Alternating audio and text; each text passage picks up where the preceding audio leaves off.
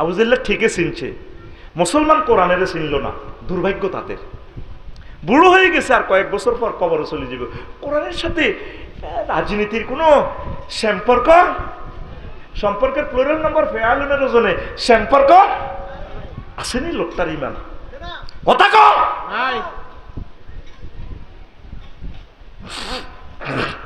এরপরে আসেন এই যে মৎস্য প্রাণী সম্পদ মন্ত্রণালয়, ফালতাকামাহুল হুত ওয়া হুয়া মুলিম, আসেনি মাছলই কথা। ওয়া হুয়াল্লাযী সাক্কারাল বাহরা লিতাকুলু মিনহু লাহমান তারিয়া, তিনি সে মহান আল্লাহ যে আল্লাহ তোমাদের জন্য মেঘনা নদীতে তাজা গোশতের ব্যবস্থা রেখেছেন। এই বাংলাদেশ কেন এত ফেভারিট কান্ট্রি পৃথিবীর? তাম পৃথিবীতে 7টা, তারপরে মহাদেশ 5টা, মহাসাগর, অসংখ্য উপসাগর আছে, প্রণালী আছে। বাংলাদেশে প্রায় 235টা হ্রদ আছে, বিভিন্ন বিল জিল হাওর আছে।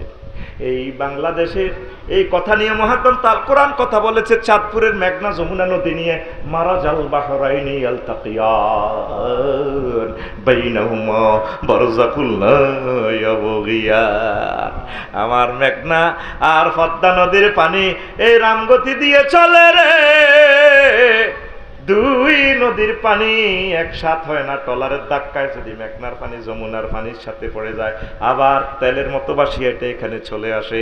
এটার মধ্যখানে আমি আল্লাহ দেয়াল নির্মাণ করেছি।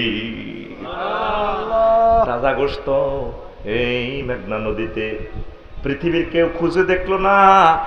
তারপরে মৎস্য প্রাণী সম্পদ মন্ত্রণালয় এটা খুঁজে দেখলো না। হায় হায় কিভাবে তাজা গোশত। তারপরে 3 কেজিওয়ালা, ওই দিন দেখলাম মেঘনা নদীতে একটা মাছ 10,000 টাকা বিক্রি হয়েছে। 3 কেজি গরুর গোশত কত রে? 3,2400 টাকা। 3 কেজি ইলিশের দাম 10 থেকে 12,000 টাকা। তারপরে 40 কেজি 60 কেজি এক একটা কোরাল মাছ কয়েক লাখ টাকা। আমার আল্লাহ কি সম্ভাবনাময় নিয়ামতে বাংলাদেশে দিয়েছে। তাম পৃথিবীতে যত ইলিশ মাছ উৎপাদিত হয় 100 ভাগের 86 ভাগ ইলিশ মাছ বাংলাদেশে। কোন দেশে? আর সারা পৃথিবী, আমেরিকা, তারপরে ভারত, যত দেশ আছে মাত্র 14 ভাগ ইলিশ তৈরি হয়। পোনা ধরবো না, পোনা ধরবো না রে, ডিমওয়ালা মাছ খাইব না, মাছ কুটবো না রে। এখন তো ইলিশ ধরা নিষেধ, ঠিক কি রে? শাহ আলম ভাইয়ের বউ আর ভাবি, গ্রামের ভাবি, সে দিয়ে শাহ আলম ভাইরে কয়, ও ডার্লিং হরানে খুঁজছি ডিমাওয়ালা মাছ খাইতাম রে। ডিমাওয়ালা মাছ যারা কুটবো আল্লাহ তা করে কুড়িয়ে লেবে হেতি করে। তারপরে ডিমাওয়ালা মাছ যে সমস্ত শাহ আলমেরা বাজার তো হারুন বাজার তো কিনবো, তা করে আল্লাহ বেশিয়ে লাইব। ডিমওয়ালা মাছ যে অটোওয়ালা চালাইবো, গাড়ি চলবো, গাড়ি চালাইবো, ডিমওয়ালা মাছ পাচার করিব। কারণ একটা পূর্ণ সুস্থ মা ইলিশে 3 লক্ষ ডিম সেখানে আছে। তাম আমার দৃষ্টিতে একসাথে ভারত এবং বাংলাদেশ মাছটা নিষিদ্ধ করা দরকার। আমরা যখন নিষিদ্ধ, এখন ইন্ডিয়াওয়ালারা ঠাঁসায় ধরে। এটা হলো একটা সিটারি মৎস্য আইন। মৎস্য আইন হইবে এভাবে একসাথে সমগ্র আমরা বঙ্গোপসাগরের মাছটা আমরা ধরবো না কিছুদিনের জন্য। মাছ ডিম ছাড়লে তারপর ধরবো।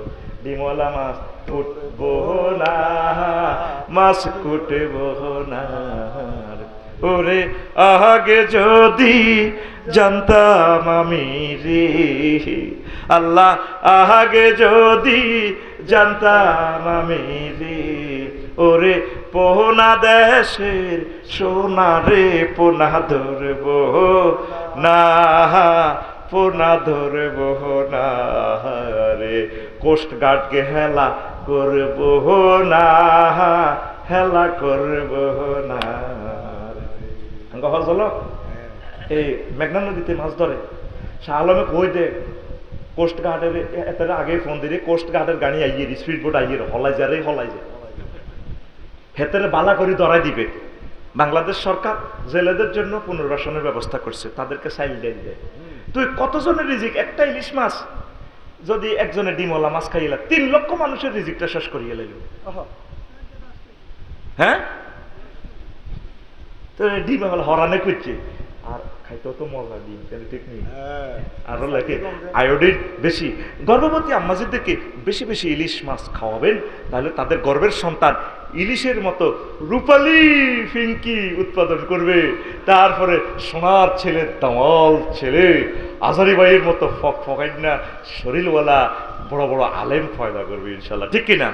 হাতে খালি আঙ্গসা আলমে খালি জমি কিনি দোয়ান বাড়ায় বাবিরে এত বদ্দা বদ্দা ইলিশ মাছ হাতে খাওয়ায় না। এরকম সিটিং শাহ আলম বাংলাদেশে নাই রে।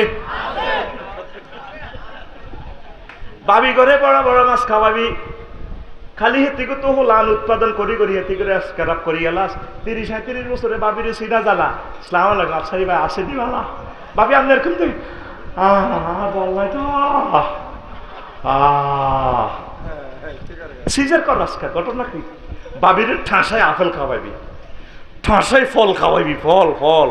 গর্ভবতী অবস্থা ভাত খাইতে পারে না, তিরে এনার্জি শক্তিশালী খানা খাওয়াইবি, শরীরের রক্ত হইব 40,000 টাকা সিজার কেন্দ্র দম লাগতো, ফ্যাট কারণ লাগতো, দেখবি রক্তের ব্লাডের স্পিরিটে তুলতুলে সুন্দর সোনার ছেলে উপহার দিয়ে দিবে।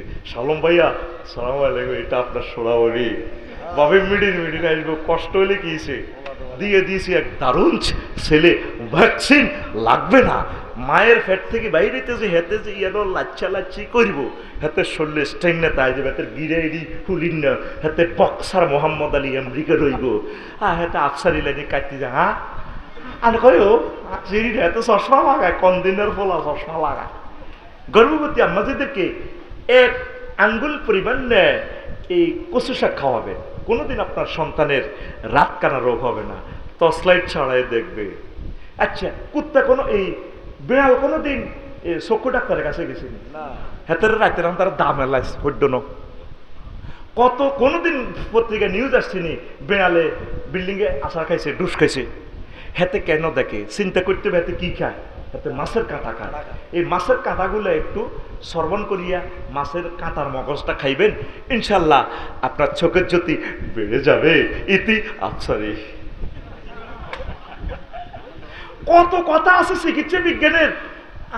মা আমি আবার MBBS করতে হয়েছি, দেখছি কি করিলে কি হয়।